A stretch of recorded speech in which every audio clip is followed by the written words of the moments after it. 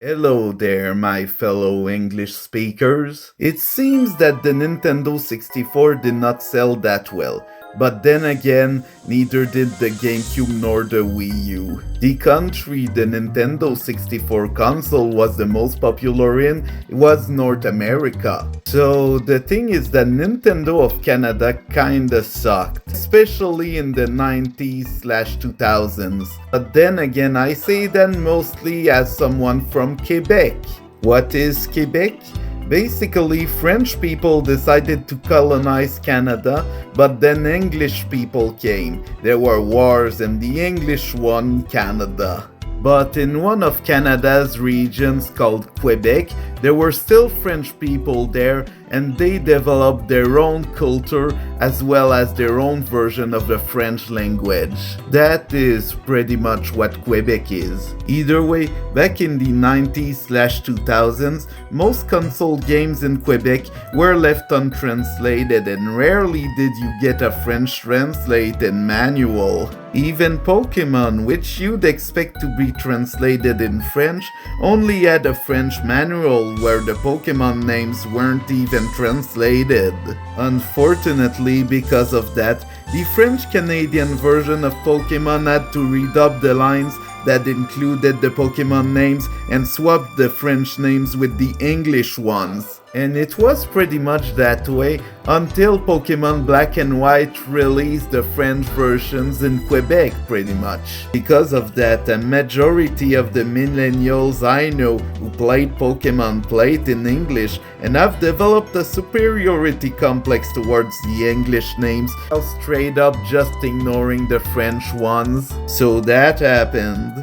Either way, with that information in mind, we need to talk about Monsieur Net before dealing with the main topic. Monsieur Net was a tech-focused show that also focused on video games that ran from 1998 to 2014. It ran on Music Plus, which is the French equivalent of MTV. For further context, GamePro TV did not last very long and G4 TV started in 2002. It was kind of interesting to see a video game focused show for the first time. That's how weird that was. But then one of the show hosts, Felix Martineau, decided to assemble a team in order to create a Nintendo 64 focused magazine. The thing is that most other video game magazines in Quebec were either in English or imported from France. The closest thing to that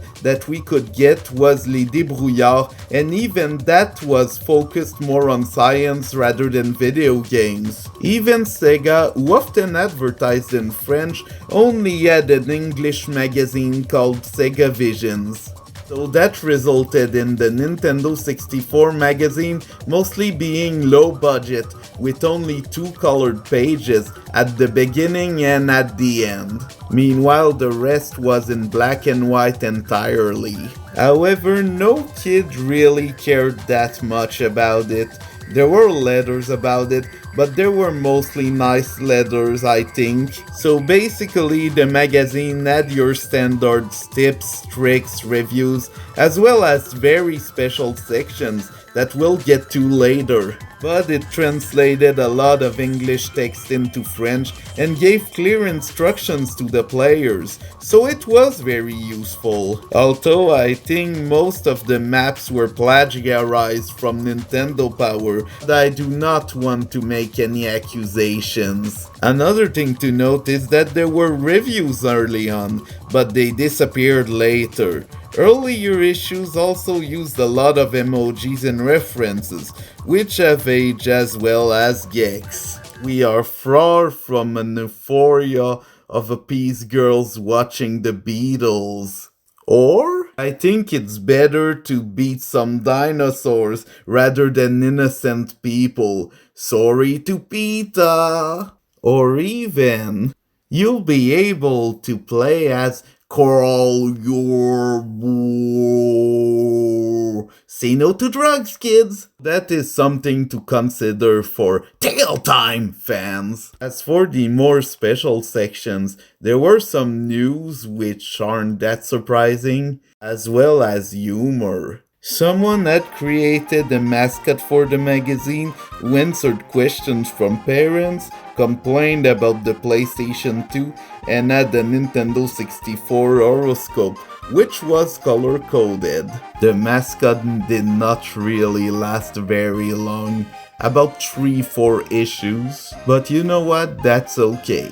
There were also a lot of contests where you could win copies of video games or even some special prizes, but the way you participate in one of these contests is pretty special. You had to send a classified ad via either email, so the thing about the magazine is that it had a classified ad section, being called Les Petits Amis de Mario, which translates to Mario's Little Friends. This is the only gaming magazine I think that had a classified ad section, which I think is very interesting to note. Could buy some video games, but also sell or even exchange your game for another one. For example, exchanging Donkey Kong 64 for Super Smash Bros., or Tony Hawk's Pro Skater for Star Fox, or a Game Gear for a SNES. There also was a section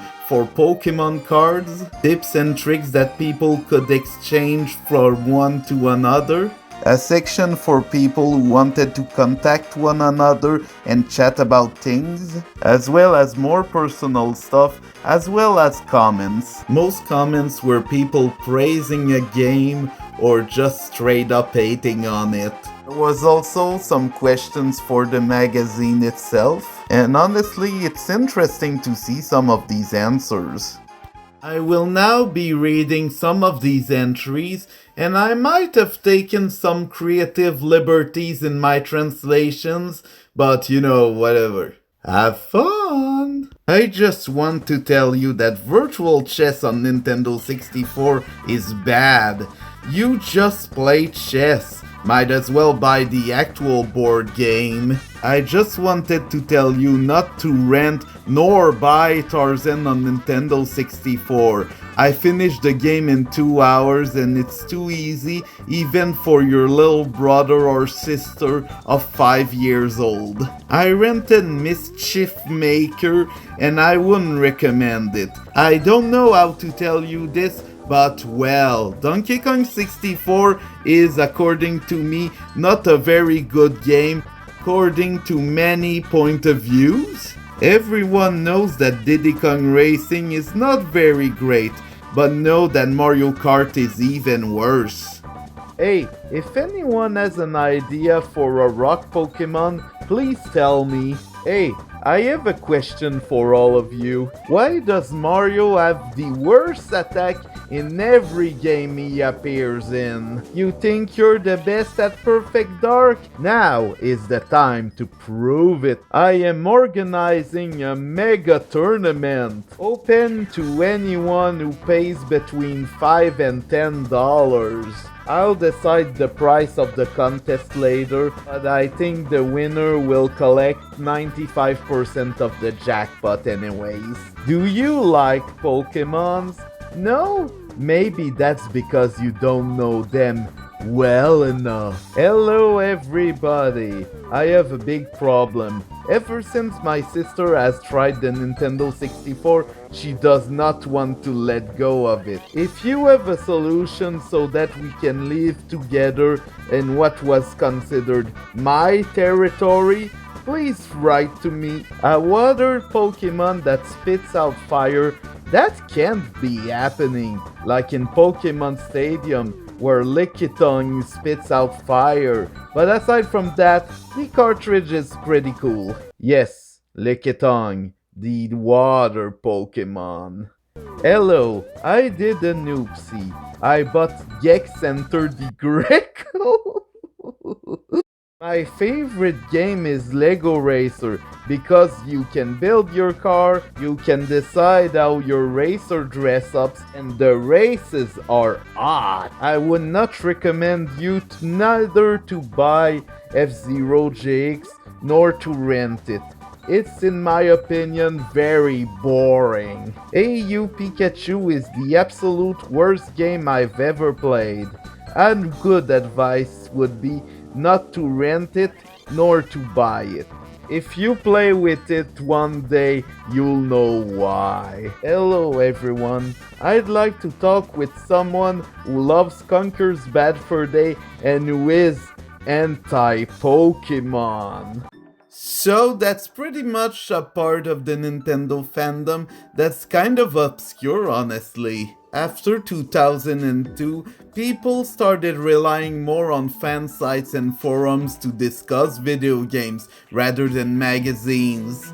So it makes sense for this magazine to have ended its run. But honestly, the thing that's more interesting about this magazine is that most of these fan sites from 2002 were shut down or just ended, while this magazine is pretty much proof that there was a bit of a fandom in Quebec, and you can still look at it today, at least if you speak French and have a physical version of the magazine. Either way, during the Wii era, Nintendo started translating stuff, so this magazine is pretty much the proof of how weird this era of gaming was in Quebec.